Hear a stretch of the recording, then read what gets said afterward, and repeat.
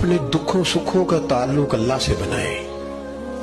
लोगों को बंदा ज्यादा तकलीफें बताए तो बंदा कमजोर पड़ जाता है। लोग क्या दे सकते हैं, किसी उल्टा तनकीद करते हैं। दुआएं लंबी मांगनी चाहिए, रात कुछ देर मुसल्ले पे बैठना चाहिए, सारा कुछ अल्लाह ताला से कह देना चाहिए, सरकार की बारगाह में कह देना चाहिए खुल के हर शय। हुजूर ने फरमाया नमक भी अपने रब से मांग लिया करो।